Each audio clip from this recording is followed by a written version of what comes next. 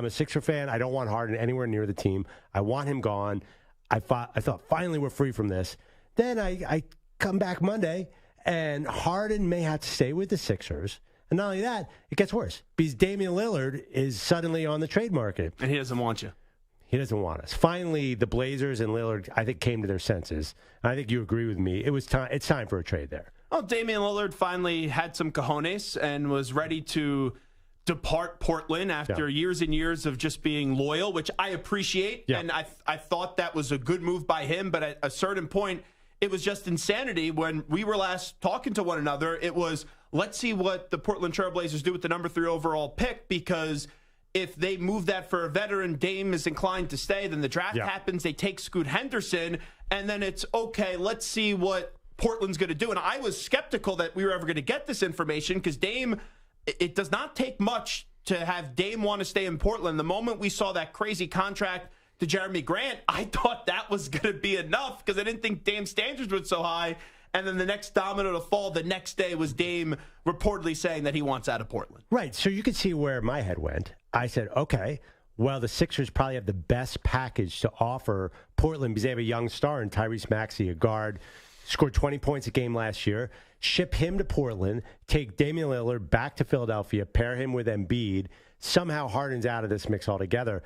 I think that's a great fit for Lillard to play off, pick and roll with Embiid. And he's the finisher the Sixers need. Yeah, and he can close games. Finally, someone to do that. But then, I read that Lillard does not want Philadelphia, and I'm not sure that the Blazers want Tyrese Maxey. I can understand that. He's a bit duplicative of Scoot Henderson.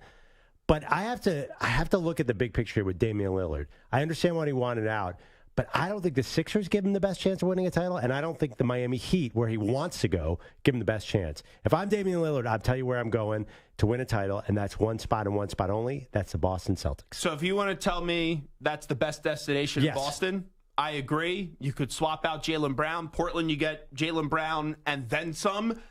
Potentially, I think that is a move that they should make. But then you hear that Damian Lillard does not want to go to Boston. So I don't think that's realistic, and I don't think Boston is going to break up right now Jason Tatum and Jaylen Brown. I do inevitably think he will wind up in Miami, and that is a great spot for him because Miami needs a better scorer, and Dame, we all know how clutch he is, and we've seen how Jimmy Butler could take him to the NBA Finals twice, but they won't win a championship if Jimmy Butler and Bam Adebayo are your two best players. You need Dame.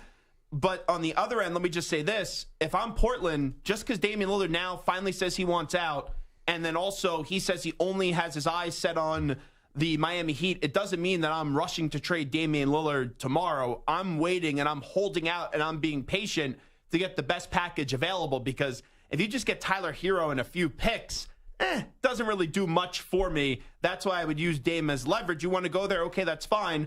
If we hear that another team is interested, and there are other teams that are interested, we're going to see what the market is, and Miami's going to have to either find another team or get other assets to make this deal. Right. I mean, you're hearing rumors Tyler Hero to the Nets as a third team, all sorts of things. Then Portland collects draft picks. You know what? I understand this idea that Portland owes Damian Lillard something. Why? Because he's been loyal, and other players watch how this goes. They paid him like $500 million. Okay. But you know what? That's not my issue here with this Miami thing. Why does everyone think Miami Heat are going to win anything with Damian Lillard? When you watched the finals, was there any point where you said, you know what? If the Heat just had more short guards, they might be in this thing. Who's playing 3, 4, or 5? Well, Who's that's because the team they were going forward? up against in Denver. But no, it's not. They have who's their center? Their center is Bam Adebayo, who's a 6'9" power forward. He guess he could play center, and who's behind him? But outside of Embiid and Jokic, there's not a lot of great centers in the NBA right now. Yeah, but you cannot get through the West, certainly, without a big man, because the Lakers have big men, Phoenix has big men, and Denver, the ultimate team, has big men. So if Miami gets to the finals, they're not winning more than a game here. But Damian Lillard's great. Well, I vehemently disagree. If Denver's there, it's going to be tough to beat Denver because no one has an answer to, forget about stopping Nikola Jokic, just containing him. Right. You look at all these other teams in the Western Conference, they're good teams. None of those teams, though, I actually trust, and I don't know how many of those guys are going to be healthy. But who, okay, say they are healthy, though. Who on the Heat is covering the front courts of any of these teams? Who on the Heat is matching up with LeBron, I don't care how old he is, and Anthony Davis? Bam's going to cover all these guys? They don't have any size at all. They have Bam Adebayo, who's 6'9", and that's it. Then they have Jimmy, who's an outside player. They have, obviously, Kyle Lowry, if he's back, he's like 38 years old. He's a point guard. Damian Lillard's 33. He's not covering anybody. Well, there's just nobody to cover anybody. If the Sixers, because I use this barometer with you. Yeah. When you're critical of one team, I try to just find a way, if it's your team, how will you react to it? If the Sixers get Damian Lillard, yes, do you view them as a team that could win an NBA championship? Yes, of course. So how can't the Miami Heat win a championship when they've been to 2 finals and your team hasn't got out of the lousy second round in forever? No. The Heat got through an incredibly overrated and weak East this year. But if the Sixers got to the championship this year, you'd be throwing a parade. Well, the Sixers are at least built to compete against the Western Conference teams. They have Joel Embiid. The Heat have no prayer. They are so much smaller than these other teams. They've been to 2 NBA finals. I know, and how many games have they won there? I think 3. Okay, but they have no Lillard, chance. He's the closer. He's the finisher. Right now, they will not win a championship with the way that they're currently constructed. Their ceiling, they have shown now twice, is to just get to the NBA Finals and then quickly get out of the NBA Finals. You add a player like Damian Lillard, that to me is more than good enough to win in this league right now. And you could find another guy that could go give you 20 minutes down low in the post to throw some elbows and play some defense. You might small ball your way out of the pathetic East. The East is terrible. There's one legit threat in the East, and that's Boston with Porzingis. Now, I know that's a What about Milwaukee? I know they just lost in the first round, but they won a championship a few years ago. Yeah, okay, I'll give you 2, but they're ancient. They're old. They're really old. Drew Holiday is going to be 34. Middleton, who just resigned, is going to be 31. He's 31 now, so he's going to get older. Brooke Lopez, the big free agent prize, is 35. Miami is the team that no one wants to face because even if they don't win the series, you know you're going to have to fight all the way into the end to be able to knock them out. And that's what we kind of said going into this playoffs, even when they got into the second playing game and were down by a few points with like 4 minutes to go on the verge of getting eliminated, not even making the actual postseason. They're always going to be a tough out. And we've seen them now be viewed as that team as, the team you don't want to play, the tough out team. They've got to 2 NBA Finals.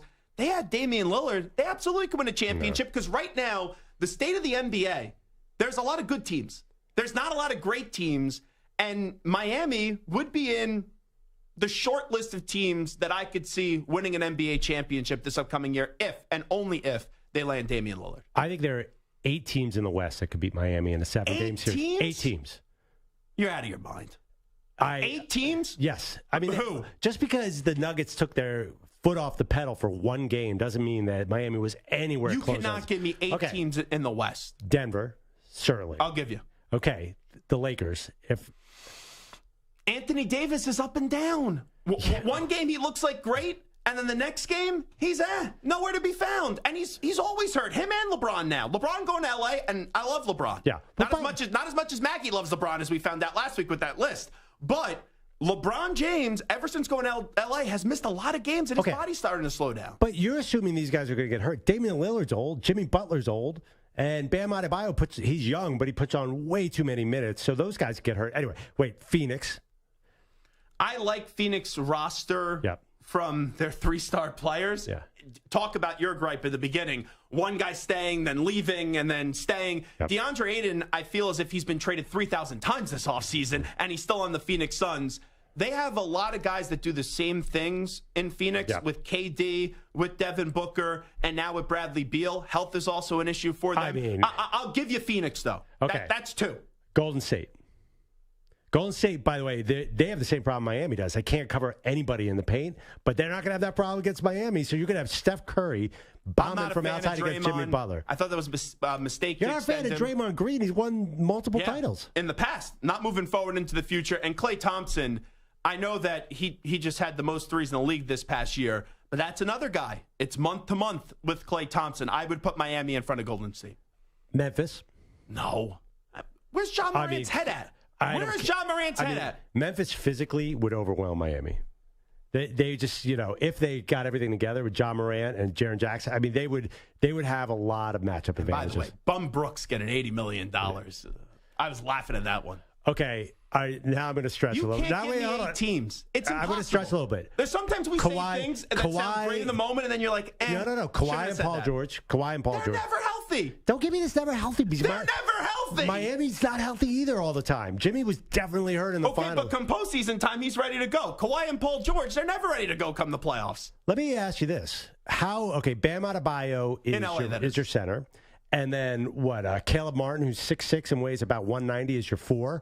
How are you going to stop Minnesota if somehow Anthony Edwards, Rudy Gobert, and Karl Anthony Towns get through? So now they're going to be good. Now, and you say that with a bleep-eating grin on your face. They say they won the same amount of games as Miami did last year. The highlight of Minnesota with this core, and I know that it's different with Gobert not being there, is what Patrick Beverley's now a Sixer running around celebrating because they got into the actual playoffs 2 years ago. Okay. Dallas, we forget because they tanked last year. They were a Western Conference Final team. Is Kyrie going to show up? He got his money. Is he going to show up, though? You keep saying all these guys are going to show up. Guess what? But that's the NBA right now. Yeah, that's Damian Lillard, too. I mean, he's not young, and Miami is built on a lot of odd parts. So is Milwaukee. So is Boston. I'll admit that. Mm-hmm. But you can't say all these guys are going to get hurt, and your team's not going to get hurt. And I need an 8th team. Hold on. You speak. I'm going to find an 8th team. Did we even get to 7 yet? Yeah, we you went to Dartmouth. Your match should be better than mine. 7 was Dallas. Okay. Let me tell you, Kyrie and Luka Doncic, that's going to be a wonderful pairing. That's going to be fantastic. That's going to end with the championship. No doubt about it. All right. Portland is obviously rebuilding. Houston's rebuilding San Antonio. I heard a trade scenario where... You know what team I like? Yeah. I like Oklahoma City. Yeah, they're young and fun. No, they're not ready, but not a team I use for the argument. But you're making a few teams better out than they actually are. I got to find this. Someone gave me a scenario where the Jazz become elite instantly next year. I can't remember who they got, but the Jazz have been rebuilding forever. I think they get Dame, too, with Larry Markkinen. That's pretty good, but I'm not going to give you that. What dream are you having on your trip in Montreal where you visit the Jazz? The Kings. The Kings I like. They're not going to be Miami. But they got to be able to take the next step. And are they ready to take that next step? They show they can be really good this year, and that's my point. There's a lot of really good teams in the NBA. Right. There's not many great teams. If you want to tell me Boston, Milwaukee, the Suns, the Nuggets, okay. But the Heat have to be in the top 5 if they get Dame to win a championship. You don't see the height as a problem? No. Oh, man.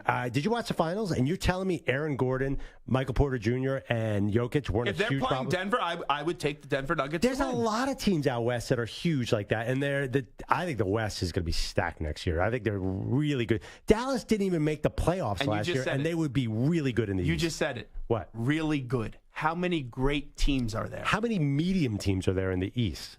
There's Milwaukee, Boston. Well, Milwaukee and Boston aren't medium teams.